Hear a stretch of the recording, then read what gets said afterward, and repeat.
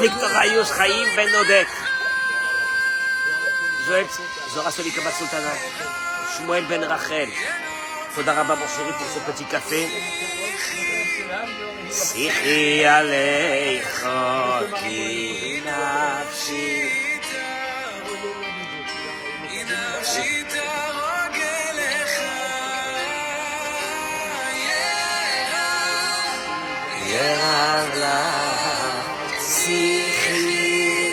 Sichi Aleicha Ki Nafshi.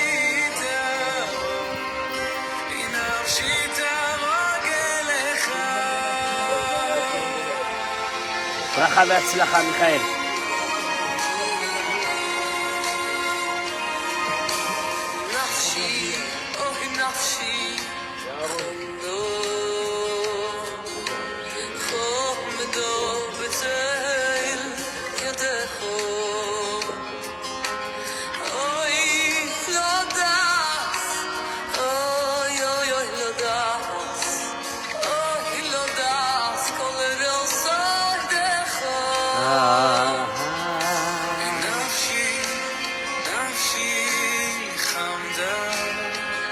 Mon âme, c'est un passage de Teilim. Mon âme a envie d'être sous ton ombre, Dieu.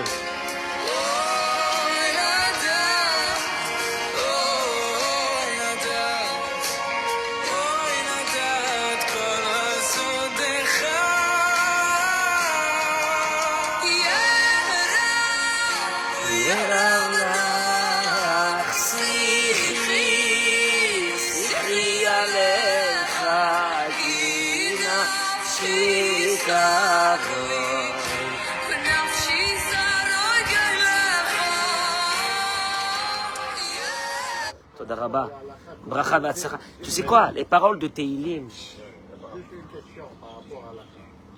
Supposons qu'on arrive, l'ascenseur sabbatique ne marche pas. Et il y a des habitants. Ils ouvrent l'ascenseur. Et tu dimanche. Quand un juif transgresse le Shabbat, tu n'as pas le droit de profiter. Tu n'as pas le droit de profiter de ça. Maintenant, s'il y a un danger. Alors, ok, on parlera de ça si Dieu veut nous aller à la chôte. S'il y a un danger de santé pour quelqu'un de monter, on arrivera à ça si Dieu veut, Bezrat Hashem. Bracha v'atzlacha, toda rabba d'être là ce matin. Oh là là, Baruch Hashem.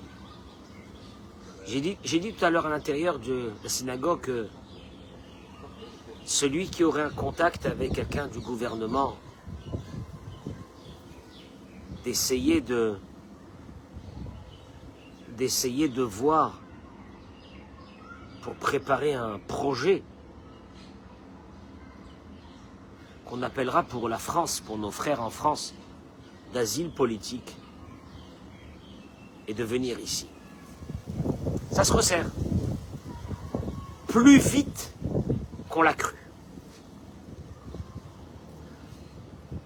On part d'une idée. L'idée, elle est claire. La France est un pays islamiste. Une seconde. Oui, mais ils sont gentils. Ils sont gentils. Il y a la police. Bah déjà, il n'y a plus de gouvernement, il s'est fait frapper hier. Il n'y a pas de police. La police, elle n'en peut plus. Il n'y a pas de police. Il n'y a rien en France. Macron, il a reçu les coups par Brigitte. Incroyable. Je ne sais pas pourquoi. T'as pas vu? Non, mais j'ai vu en direct et c'est officiel. Bon. Après, il a dit... Bon. Allez.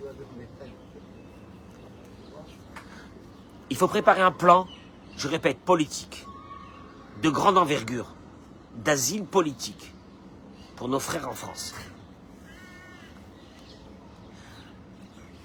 Il y a certains qui diront, là, qu'est-ce qu'il a ce matin? C'est les mêmes paroles qu'on a dit en 1930, et on ne nous a pas écoutés.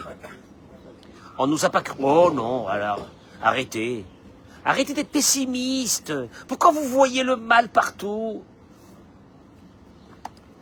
Merci Olivier, j'attendais, je meublais pour qu'Olivier arrive. Olivier, Toda Rabba. Merci d'être là avec moi tous les matins. Olivier, je sais que c'est dur pour toi. Je sais. Il rajoute très dur, t'as vu? Il rajoute, c'est très dur. Et il est avec moi. Avec moi tous les matins, Olivier. Bracha v'atzlacha, que Dieu soit avec toi et que tu réussisses dans tout ce que tu fais dans ta vie. Amen, Kenny Ratson. Vous savez, ce matin, moi ça m'a donné beaucoup de force hier soir quand j'ai préparé le cours. Si vous me suivez, je vais vous donner une pépite,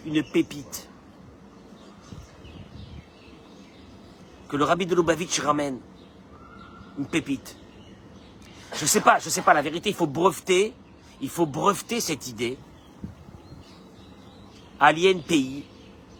Tu connais l'INPI en France? Hein? Voilà, là-bas on dépose des brevets. Je me rappelle, je stationnais pendant longtemps à côté de l'INPI, c'est à Neuilly. Hein? L'INPI. Mais c'est une idée extraordinaire. Je vais vous la donner. Et écoutez-moi bien, vous allez partir d'ici ce matin. Vous allez me dire c'est de la folie. On est au début du livre de Bamidbar, c'est le recensement du peuple d'Israël. Et la Torah nous annonce, tu sais quoi, comme ça tranquillement. Pekoudehem les matédan. On a compté donc toutes les tribus, on est arrivé à la tribu de Dan. Le nombre de personnes qu'il y avait dans la tribu de Dan, Shnaim veshishim elef ushva meot, 62 700. La tribu de Dan, dans le désert, nos ancêtres, à la 2e année de la sortie d'Égypte, il était composé, la tribu de Dan était composée de 62 700. Le Rav Yecheskel Winstein, le mashgiach de la yeshiva de Ponevitch, il dit, t'as rien remarqué, hein? 62 700, t'as rien remarqué? Non. Tu constates que la tribu de Dan était la plus grande tribu. À part la tribu de Yehuda qui était un peu plus grande. D'ailleurs, c'est pour ça que c'est marqué dans notre livre de Bamidbar que la tribu de Dan était Me'asef lechol ha-machanot. C'est quoi Me'asef lechol ha-machanot? La tribu de Dan était à l'arrière et comme elle était nombreuse, quand nos ancêtres marchaient, c'était des millions de personnes, ils perdaient beaucoup d'objets. La tribu de Dan ramassait ses objets et ouvrait un gmach de rendre ses objets. Elle ramassait, mais Asef lechol ha-machanot. C'est pour cela qu'elle était à l'arrière. La plus grande tribu. Elle fermait le camp tellement qu'elle était nombreuse et elle ramassait tout.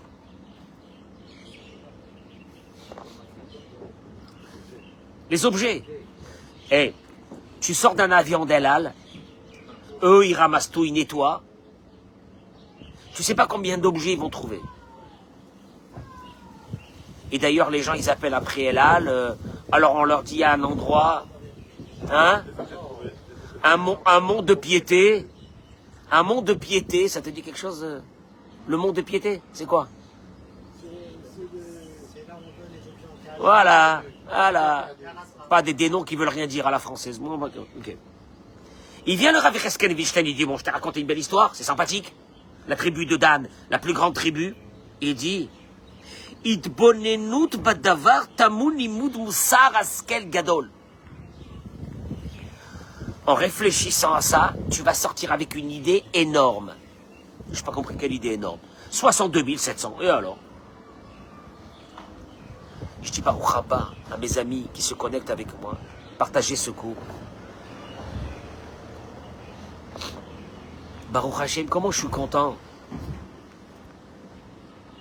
Ces derniers temps, depuis déjà quelques semaines, nos cours dépassent allègrement les 5-6 000 vues par cours. 5-6 000 personnes de nos frères et de nos sœurs qui écoutent ce cours de Torah. Ce matin, c'est une folie. Partagez ces cours. Vous avez des amis, vous avez des groupes, partagés. Il dit, quand nos ancêtres sont descendus en Égypte avec leur père Yaakov, au tout début, Hein? C'est marqué que Binyamin est descendu avec une grande famille. Binyamin, il avait 10 enfants. On le sait parce que Yosef va lui demander combien d'enfants tu as, il va lui dire 10. Et il va lui donner même les noms de ses enfants. Donc Binyamin est descendu avec 10 enfants en Égypte. C'est beau, hein? Imken, alpi sechel, egioni pashut. Selon une logique normale, sa descendance aurait dû être énorme. Il est descendu avec 10 enfants. Ah. Alors que la tribu de Dan, monsieur Dan, le fils de Yaakov, est descendu avec un seul fils. Et ce fils-là, il était sourd et aveugle. Pardon, sourd et muet. Il s'appelait Choshim. On le connaît, ce Choshim ben Dan, c'est lui qui va, au moment de l'enterrement de Yaakov, il va tuer Esav. Un seul. Donc mon frère,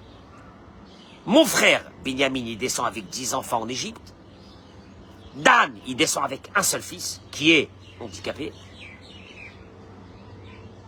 Il est évident que la tribu de Binyamin, qui est descendue avec 10 enfants, ressortira d'Égypte avec une très grande tribu.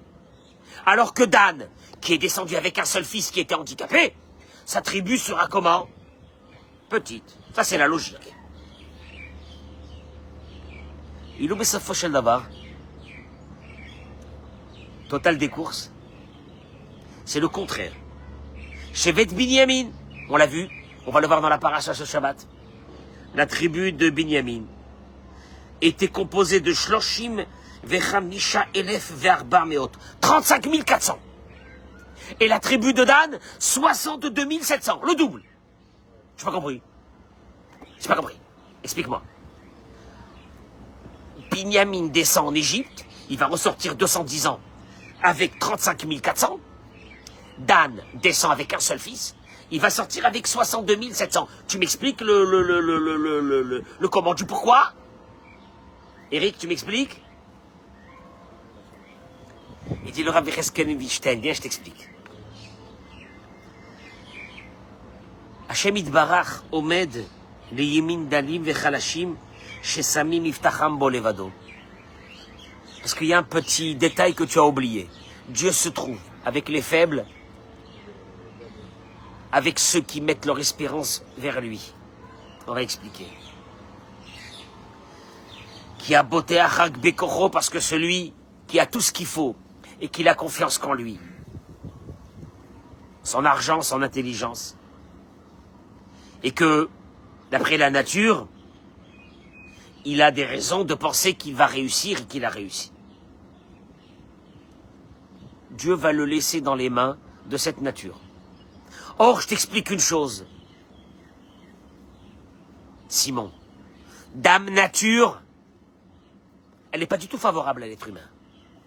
Dame Nature est très difficile.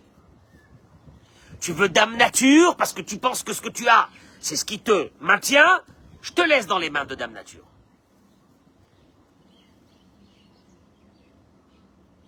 Mais il y avait un homme qui, Dame Nature, ne l'intéressait pas. Il n'avait qu'un seul fils, handicapé. Lui, ses yeux sont rivés vers qui? Vers Dieu. Et Dieu, il te dit, alors là, laisse-moi faire. On n'est pas du tout dans le même contexte. Vechen Rohim, il dit, le Rav Yecheskel.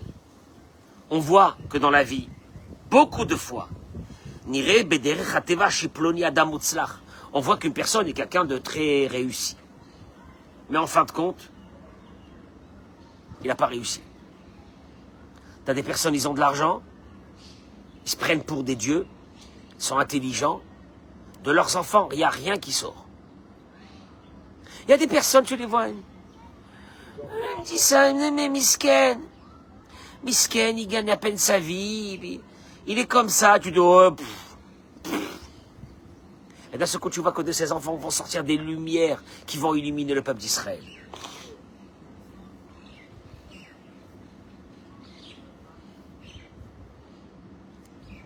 Bon, pour la petite histoire, je termine. C'est que l'un des arrière-petits-enfants de Choshim, c'était Shimshon, à Gibor. Ah, cerise sur le gâteau. Samson. C'est ça comme ça? Samson. Voilà, vous avez pas vu le film? Hein? Ouais. Regarde, la Torah elle nous a raconté simplement un petit truc basique. La tribu de Dan était composée de 62 700. Il n'y a rien à faire là-dedans. La Torah elle te dit, regarde, viens. Je vais te montrer comment quelqu'un qui a mis son espérance vers Dieu, où il est arrivé dire avec Eskel et Winstein.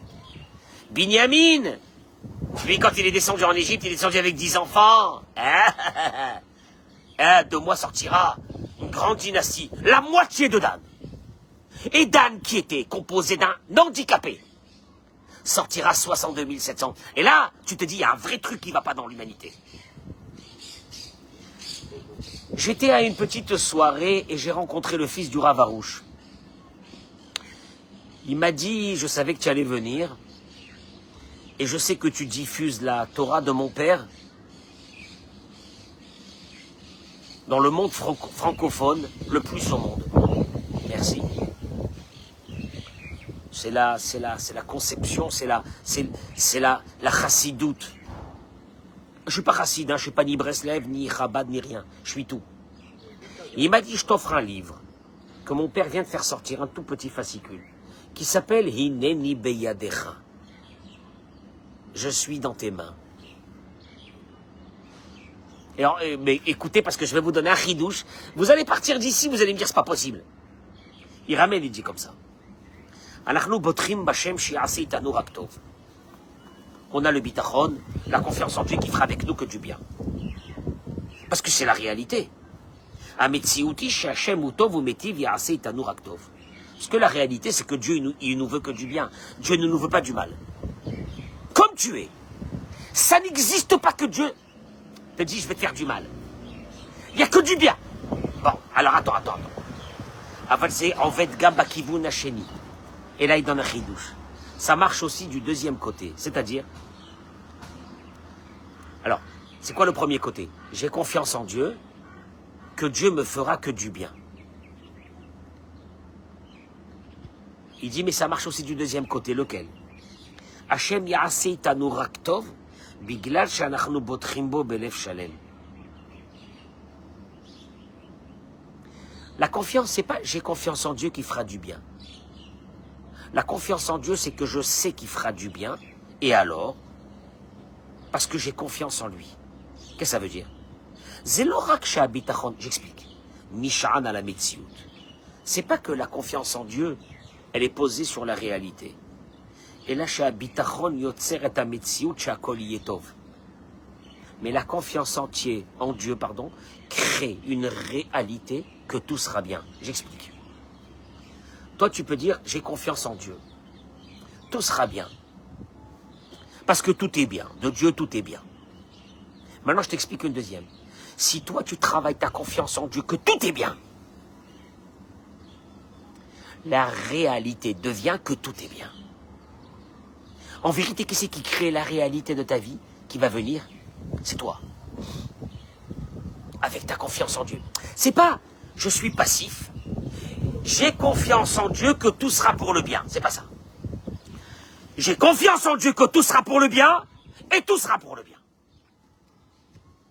En vérité, le pessimiste va se fermer toutes les portes. L'optimiste, il est pas optimiste. Comment tu es optimiste? Tout se terminera bien et tu verras que tout sera pour le bien. Et là, il dit, le Rav Arouche, tu es en train de créer une réalité que tout sera pour le bien. C'est pas que toi tu es là, tu regardes la chose. J'ai la confiance en Dieu, tout sera pour le bien. Non. Tout sera pour le bien. Ça, c'est un vrai travail, on va le voir. Et comme tout sera pour le bien, j'ai confiance en Dieu. Traduction des mots, c'est que moi, je viens de créer que tout sera pour le bien. Dieu, il va suivre. Écoutez bien ce que je suis en train de dire, c'est énorme. Vous allez le voir tout de suite. Zélorak, il explique, il dit, c'est pas simplement qu'il y a une réalité que Dieu, il aime chaque être humain. Oui, ça c'est sûr. Il te dit, et là, seulement. Chaque fois qu'un être humain se renforce dans cette croyance Beyedi'a Shelema, sans hésitation. Chez Hachem Oevoto, que Dieu l'aime. Veyeloraktov, et qu'il aura que du bien. Ve'od yoter tov, et encore plus de bien. Ve'od yoter tov. On connaît, hein, c'est la chanson. Ki be'emet nimshach alav raktov. C'est terrible. Si tu te lèves un bon matin et tu dis Hachem, ça y est. Dans ma tête, tout est bien, j'adore, tout sera bien, je suis sûr, j'ai plus d'angoisse, j'ai plus de problèmes, j'ai plus rien. Tu es en train de créer un tuyau. Ça fait peur, hein. C'est toi qui le crée. Par ton optimisme, c'est toi qui vas le créer. Et si le pessimiste, il va avoir une vie douloureuse parce qu'il a tout fermé. L'optimiste, oui, bon, il est optimiste, bon, ça va, le pauvre, il est pas très intelligent en plus. Hein. Non mais, bon, ça va, le pauvre, il est dans son nuage. Dan, il était dans un nuage. Dan, quand il est descendu en Égypte avec un seul fils, handicapé, il était dans un nuage. Tout est bien, extraordinaire. Demande à Dan alors les perspectives de ton avenir. Extraordinaire! Il a créé quelque chose que le commun des mortels, malheureusement, ne le sait pas. Et il dit, c'est ce que la Gemara raconte sur Hillel Hazaken. Hillel Hazaken, la Gemara dans Masechet Brachot, Daf Samer. La Gemara ramène une histoire. Tanou Rabanan. Maaseh be Hillel Hazaken, on raconte l'histoire de Hillel l'Ancien. Shehaya babaderer, alors qu'il arrivait en chemin, Veshama kol tsevacha ba'ir, il a entendu des cris à l'intérieur de la ville où il habitait. Tu arrives, tu sais, à l'époque, ils arrivaient comment? Avec leur âne, doucement pour entrer dans la ville. Et il voit sa ville, Mazal Tov. Et il entend des hurlements. C'est quoi la première angoisse? Est-ce que ça provient pas, quoi? De chez moi. Amar, il a dit, Muftachani, je suis confiant, je suis sûr que ces cris n'ont pas lieu dans ma maison. Écoute l'histoire. Ve'alav hakatuv omer, le Talmud y termine et dit, et c'est sur Hillel que David Amelech a dit, Mishmu'a ra'a lo ira, des mauvaises nouvelles, tu n'auras pas peur. Nachon libo, son cœur est ferme, Batuach Bachem, est confiant en Dieu. Tu peux m'expliquer c'est quoi le concept? Hillel, il y a des cris, ça peut venir de chez toi. D'où tu sais que ça vient pas de chez toi? Je suis sûr et certain. Je suis confiant que ça vient pas de chez moi. Et c'est sur ça que David Amelech dit que celui qui a cette confiance en Dieu il n'a peur d'aucune mauvaise nouvelle. Enfin, il faut expliquer ces mots, hein, il faut expliquer. Ça va pas du tout. Il faut expliquer. Il dit le Rav. Comme Hillel Hazaken avait une confiance totale, c'est pour cela qu'il était sûr que ça venait pas de chez lui. Qu'est-ce qu'il est en train de faire, Hillel? Il crée quelque chose de nouveau par cette confiance. Ça fait peur. Abitachon Bachem ou Asiba. La confiance en Dieu, c'est la raison pour laquelle tu verras que du bien dans ta vie. C'est pas, je sais pas, mais j'ai bitachon, je sais, j'ai entendu dire que tout vient de Dieu, que c'est pour le bien. Non, c'est pas ça. D'abord, d'abord, tu établis le socle. C'est quoi le socle? Parce que ce matin, tu t'es levé, tu as dit c'est la catastrophe. Le socle. Tout est bien. Je suis détendu. Extraordinaire. De là sortira une deuxième chose. Akol letova. Vekach medaikim rabotenu ma pasuk. Va boteach bachem chesed yesomevenu. Il y a un verset dans Tehillim qui dit Aboteach bachem, celui qui a confiance en Dieu. Chesed yesomevenu. il est entouré de bonté. C'est pas marqué. Le tzaddik, qui a confiance en Dieu, il est entouré de bonté. C'est marqué à beauté Arbachem. Mikan lomdim. Nous apprenons d'ici.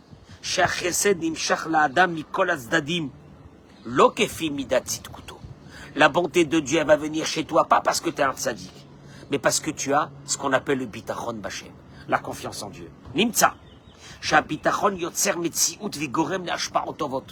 Il en sort d'ici. Que cette confiance crée une réalité. Et cette réalité t'amène que des bonnes choses. C'est ce qu'on dit chez nous. Tarchov tov, yetov. Pense bien, tout sera bien. Et c'est pas simplement des mots mignons. Metziut vechok ruchani. Écoutez bien parce qu'il va le prouver. C'est une loi spirituelle. Pense bien, ça sera bien. Fais rentrer dans ta tête une idée, ça sera bien. Ça sera bien. Tout est bien. Tout est bien, tout est bien, tout est bien, tout est bien. Tes enfants, tout est bien. Laisse tomber tout. Tout est bien. Tu es en train de créer une réalité nouvelle. La réalité de Dan.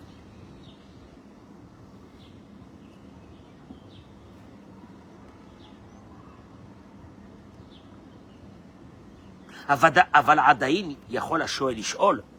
Mais il dit, on peut quand même demander. À récolte avoir. Bon, on sait que tout est pour le bien. Ok.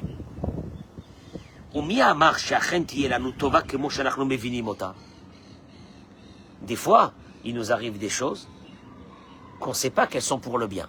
En apparence, elles ont l'air comment? Mal. Bon, on nous a dit qu'il faut dire que tout est pour le bien. Et là, il te dit une chose. Le rabbi de Lubavitch, il ramène. Le rabbi dit, c'est évident que tout est pour le bien. Même les choses qui ont l'air en apparence mal, c'est pour le bien. Imzot, il dit le rabbi. Zelo yachol le'avi et ha'adam le bitachon. Ki bitachon ze matzav shel rigiut ha'nefesh. Que dans ma tête, je me dis, la chose que j'ai là maintenant, l'épreuve que je passe, c'est pour le bien. Ça ne m'amène pas à une tranquillité d'esprit. Parce que pour l'instant, je suis inquiet.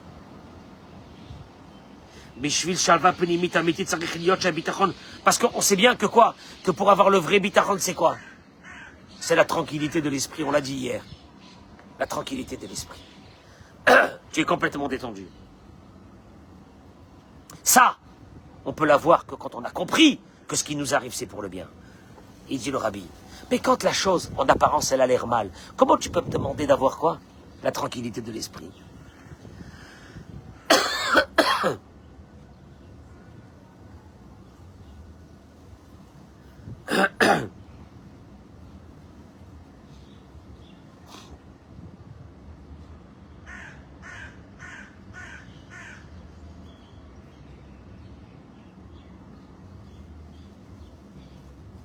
En vérité, il dit le rabbi une chose extraordinaire.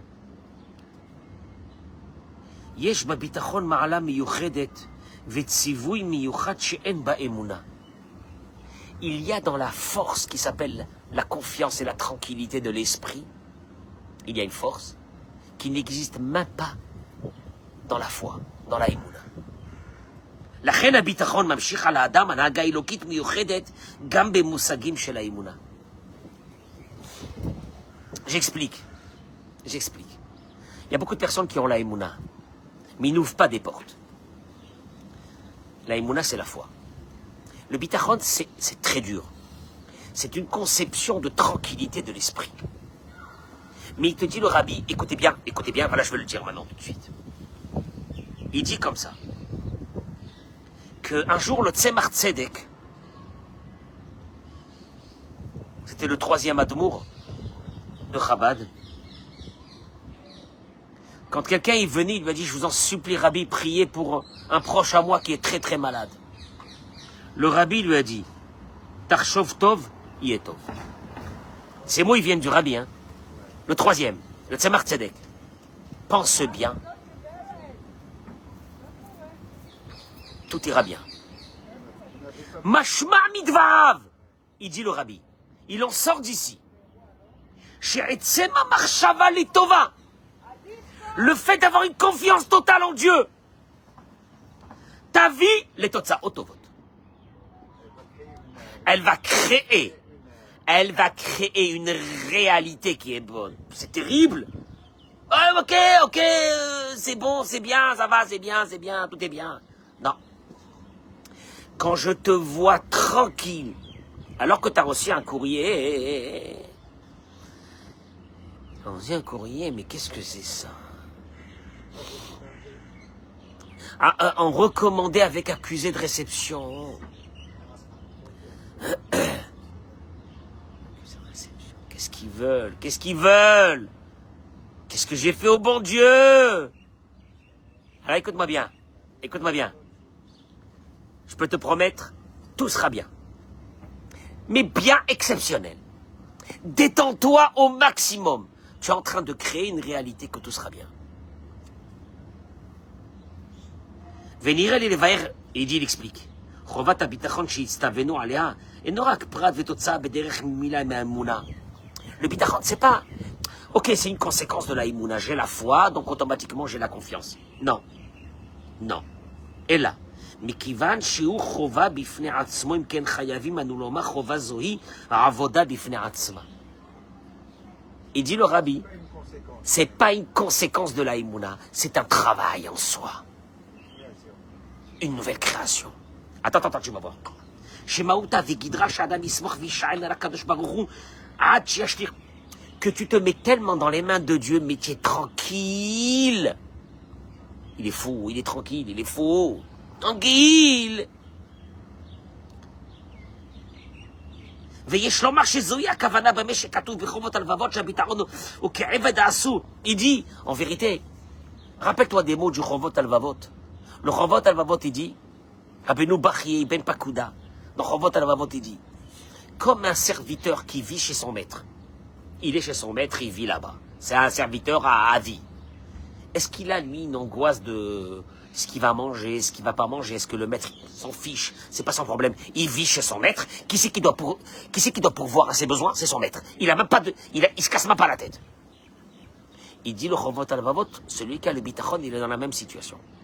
Alors, comment ça va? Extraordinaire. Mais j'ai entendu que extraordinaire. Quoi, t'es pas angoissé? Pas du tout. T'as pas des petites angoisses? Rien. T'es pas en colère? Mais de rien. Rien. Tout. Il te dit. Alors là, tu sais ce qui va se passer? Tu sais ce qui va se passer là? Il dit le rabbi, quand tu arrives à ça, à être tranquillité, וזה גופה עצמו היסוד לביטחונו של האדם שהקדוש ברוך הוא יטיב לו בטוב הנראה והנגלה גם אם אינו ראוי לחסד הזה. Il va lui arriver des miracles à cette personne-là qu'elles seront visibles à l'œil nu, même s'il ne le mérite pas. Il ne le mérite pas par ses actions. Mais comme c'est la folie, il explique, il dit, אין הפירוש בביטחון שמאמין שכיוון שחסדי השם הם בלי מדידה והגבלה בין ראוי לכן הוא יקבל. אלא הביטחון הוא עבודה והגיעה בנפשו, והיא מביאה את חסדי השם כתוצאה. C'est de la folie. Ça peut être une personne très simple, mais elle a construit une conception. Laquelle? Je vis chez qui, moi? J'ai un maître. Qui c'est qui s'occupe de ma vie? C'est ce maître. Ouais, mais t'es conscient, parce que j'ai peur pour toi, hein, t'es conscient quand même de ce qui vient de t'arriver. Oui, bien sûr, je suis conscient. Ça me concerne pas, c'est à mon maître. Moi, je suis son serviteur. Elle n'a rien à faire. Et là, il dit le rabbi, que tu sois tzaddik ou pas tzaddik, tu es en train d'ouvrir des portes qui n'existent pas. Même pour celui qui a la émouna, qui n'existe pas. Écoute-moi bien, c'est un ridouche. Le bitachon amène automatiquement, le bitachon qui veut dire la tranquillité. La tranquillité dans ton problème amène une création nouvelle qui s'appelle que Dieu va te montrer devant toi que tous tes problèmes vont se résoudre.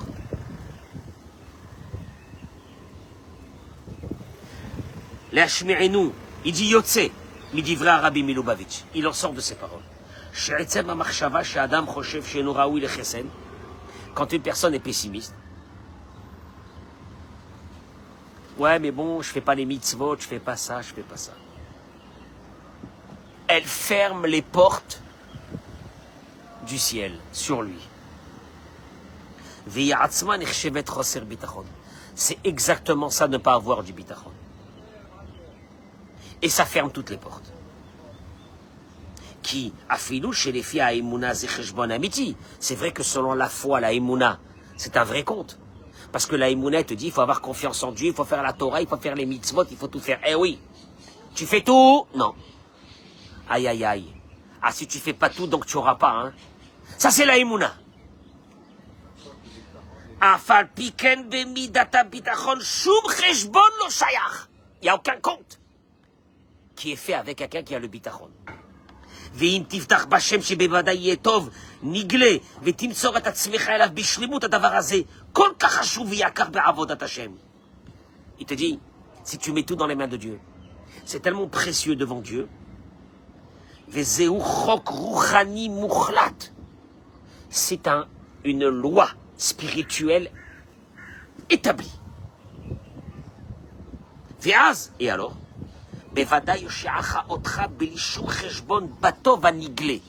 tu seras sauvé par Dieu, mais de façon réelle. Pas, oui, mais alors, tu comprends pas, tu verras les choses plus tard, etc. Non, non, non, non, non, non, non. Les libérations, ils arriveront tout de suite. Ça veut dire que tu vas devenir fou. Ça te demande une chose. La Emouna, c'est bien sûr la foi en Dieu. Mais la Emouna, tu restes toujours dans cette idée, est-ce que vraiment je suis avec Dieu, Bitachon, écoute-moi bien, Bitachon, tu te lèves un bon matin, tu dis Dieu, il y a un seul maître, c'est toi. Moi, je suis un serviteur avec son maître. Est-ce qu'un serviteur, il s'angoisse? Qu'est-ce qu'il va manger? Qu'est-ce qu'il va vivre? Comment il va faire? Qu'est-ce qu'il va faire? Qui c'est qui s'occupe du serviteur? Qui c'est? C'est le maître. Et là, les portes vont... Non, et là, tu crées des nouvelles portes. C'est ce qu'il dit, le Rav Arush au début. Il dit que tout celui qui bémet nimshach alav raktov, tout celui qui construit cette chose. Quelle chose? Quelle chose? Quelle chose? Quelle chose? Hashem yitbarach ohev oti. Dieu il m'aime. Et je vais avoir que du bien et encore du bien. Comment? Comment? C'est pas j'ai la émouna, j'ai la foi, et donc automatiquement j'ai confiance en Dieu, certainement que ça sera bien. C'est pas ça. En vérité, au moment du problème, il n'y a pas de solution. Et Dieu te dit, j'attends de toi la solution. Et c'est pas de moi la solution, c'est de toi. Non, de toi. Comment? Je vais te voir te détendre. Ne deviens pas fou. Ne deviens pas fou. Ne deviens pas en colère. Ne deviens pas je sais pas comment. Calme-toi. Moi, je suis là pour 80 ans, 90 ans. J'appartiens à quelqu'un. C'est Dieu. C'est mon maître. Or, un serviteur ne s'inquiète pas du quotidien. Le serviteur, il fait son boulot pour le maître. Mais on n'a jamais vu un serviteur qui vient voir le maître et qui lui dit maître, je suis un peu inquiet. Qu'allons-nous manger l'année à venir? Le maître, il va lui dire, occupe-toi de tes problèmes, moi je m'occupe des miens. C'est moi qui te donne à manger. Tu travailles pour moi, je te donne à manger. Vas-y, travaille. Si tu rentres dans cette conception, mes enfants, je te sens pas trop inquiet par rapport à la situation de tes enfants. Mes enfants, ils appartiennent à Dieu. Tout appartient à Dieu. Alors Dieu te dit, alors donc si ça appartient à moi, donc le problème il est tombé chez moi, oui. Donc je devrais te voir comment? Détendu, heureux, joyeux. Et là Dieu il te dit, ok, si je te vois détendu, joyeux, heureux, c'est que tu m'as donné tous tes problèmes. Non, je vais m'en occuper. Tu sais quand est-ce que Dieu te dit je m'occupe pas de tes problèmes? Quand je te vois angoissé, qui veut dire que tu es en train d'essayer de quoi? De gérer tes problèmes. Alors Dieu te dit, si tu veux gérer tes problèmes, je te laisse. Écoute-moi bien. Dan, il aurait pu tomber en dépression. J'ai un seul fils. Tous mes frères, ils ont je sais pas combien d'enfants. J'ai un seul fils, il est handicapé. Allez, merci. Allez, merci Hachem. Ah, quoi la cabot.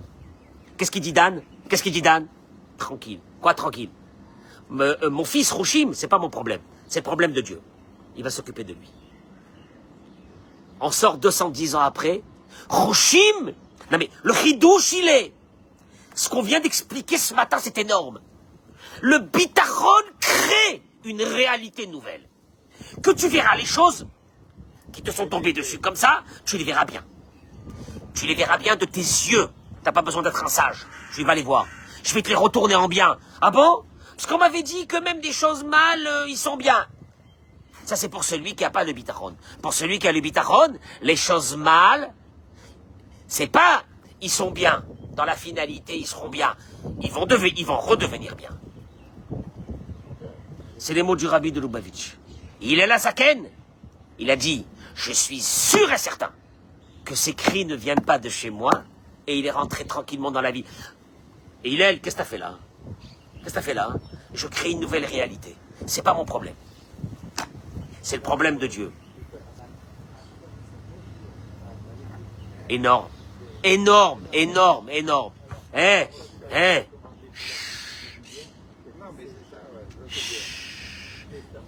Mais, Samuel, Shmuel.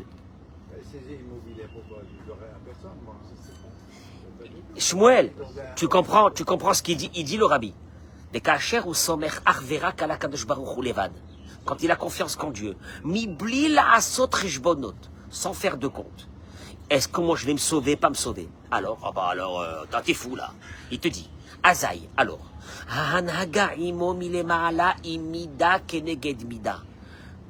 Le fonctionnement avec Dieu sera mesure. Dieu, il va avoir mesure contre mesure. Que Dieu le protège et ait pitié de lui. Là, il va se passer quelque chose. Alors que d'après le compte de la vie, il ne le mérite pas.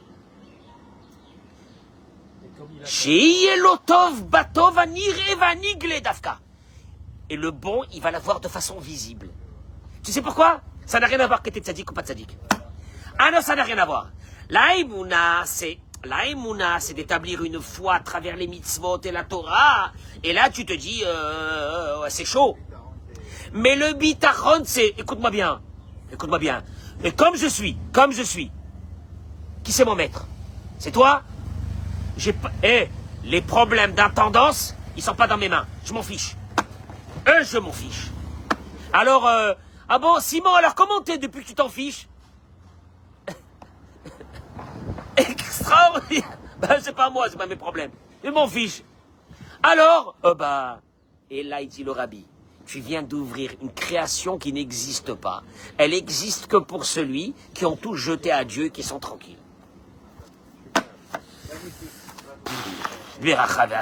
Très bonne journée. Partagez secours. Amen, amen. Partagez secours. Ça y est, saute. T'as pas besoin d'être sadique. T'es pas sadique. Mais tu fais un travail. Mes enfants, c'est pas à moi. Allez, ça suffit. C'est pas à moi. Allez, Hachem. Et puis de là, la conséquence, elle est que comment tu es. Et puis t'as plus de problème. Comment tu es? T'es content? Ah ouais, t'es content. Alors que t'as ces problèmes, t'es content? Non, c'est pas mes problèmes. C'est normal, je suis content. Et vous allez voir ce que vous allez voir.